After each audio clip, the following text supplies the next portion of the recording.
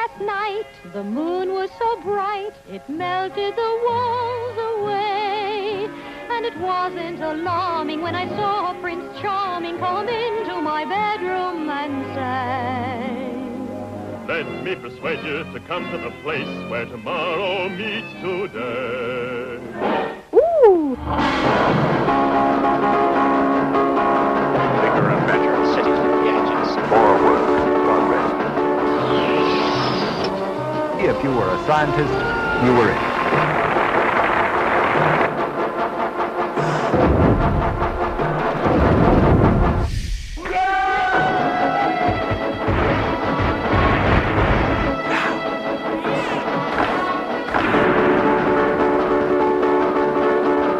Your excellent science, I am your faithful servant. And the tomorrow. Building a new world.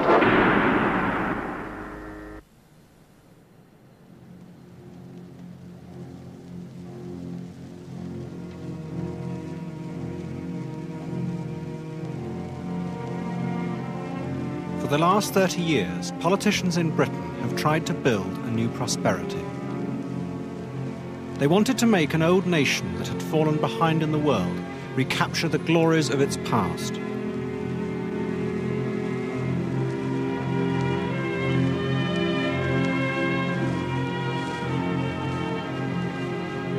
They turned for help to what they believed was a science of money.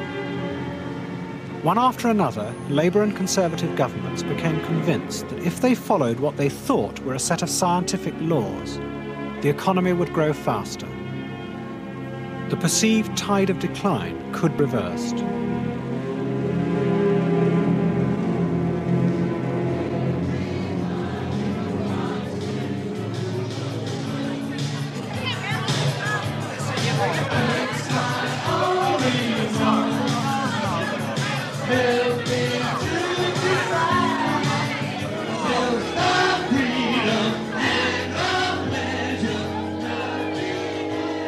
But instead of restoring the country's fortunes, the economic experiments failed to halt Britain's relative decline.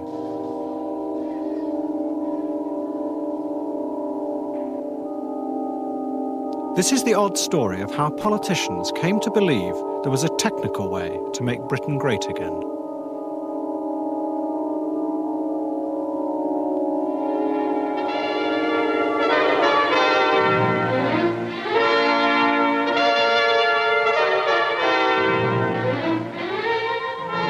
Ten years ago, 1 car in every 3 bought in Sweden was British. Today, we've less than 10%. Now, that's a sad story, but let's take a quick sample here on this bridge in central Stockholm and see just what the Swedes are driving. Well, there's a Swedish Volvo, a Swedish Saab, that is another Swedish Volvo over there, a Swedish Volvo. One after another, other European countries who we were used to thinking of nice guys, but poorer, began to get within shouting distance of us and passing. It's like being in a sailing race and seeing people you didn't think were good enough or hadn't scraped the bottoms of their boat well enough, nevertheless overhauling you. A German Ford truck, an English Zephyr, congratulations Ford, a Mercedes-Benz. People began insistently to ask if they can once get on a growth path of that steepness, won't they soon overtake us properly?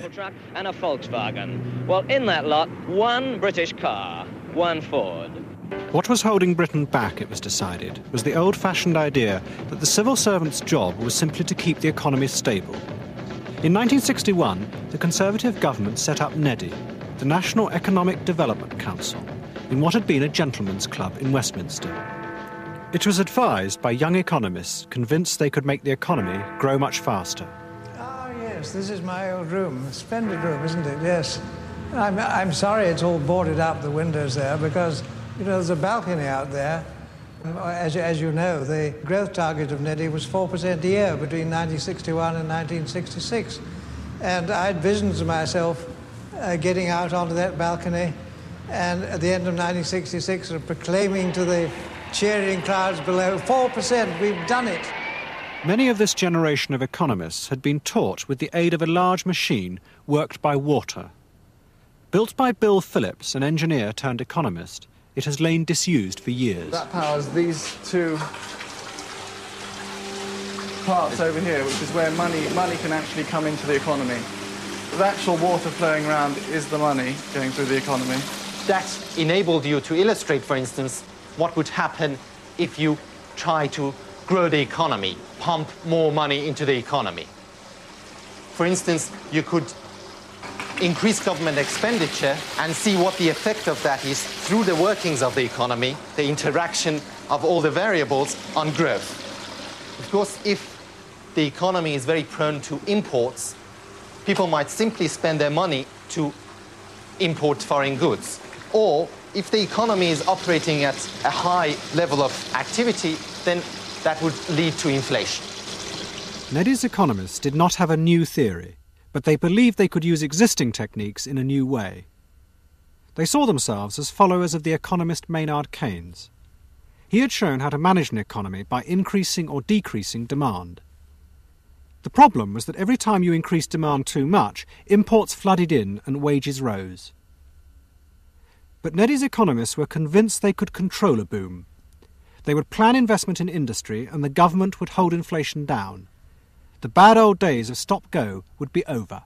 1%, and what have we to fear? A lousy little 1% and paradise is here. An extra little effort and the country's gonna boom. Our plans for the future of Britain in the coming year are clear and comprehensive. We have accepted with enthusiasm the Neddy target of a 4% growth rate, and all our actions have been designed to achieve it. This nation must not jog along. This nation must be inspired with the determination to achieve great things. Factory owner called his men and said, I'm confident you'll rally to the challenge and produce that 1%. And up then spoke a worker, do our wages rise or what? And the boss said, most amusing, and sacked him on the spot. By 1963, the economists' promises seemed to be coming true. The Conservatives had poured money into the economy, and sure enough, it had begun to grow. They had placed their bets on growth. They talked about it a lot. There was an announcement about it, white papers, speeches, and all the rest. In our system of politics, when something important like that is put on the table by the government of the day, the opposition has to respond to it. My purpose tonight is to have a word with you about the future of Britain. The outstanding thing we ought to do, obviously, is to get up our economic strength, operating a national plan, a plan for steady, continuous, controlled production and expansion. Labour promised a national plan, run by a separate Department of Economic Affairs under George Brown. It would make Britain grow by a quarter in just 6 years. It was a seductive dream for a socialist party, for if the economists could produce this growth, then Labour's leaders would avoid what they had always thought inevitable, the battle to redistribute the country's wealth. Instead, there would be more for everyone. But it all depended on the economists' promises that they had the technical solutions to the politicians' problems. We saw ourselves as providing the politicians with a potential menu of outcomes. If the politicians would give us some indication, then we could set the instruments in such a way as we could deliver reasonably enough, give or take the various shocks that would occur in the economy, the kind of outcomes that the politicians wanted.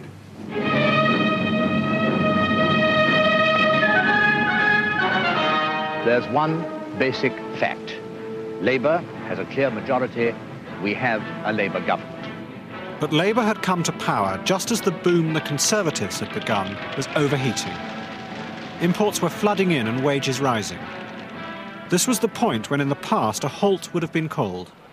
But Labour were determined to press on. Mr. Brown, have you been discussing the economic situation this morning? We've been discussing the affairs... Labour had missed out a vital component from the plan, the economists told them.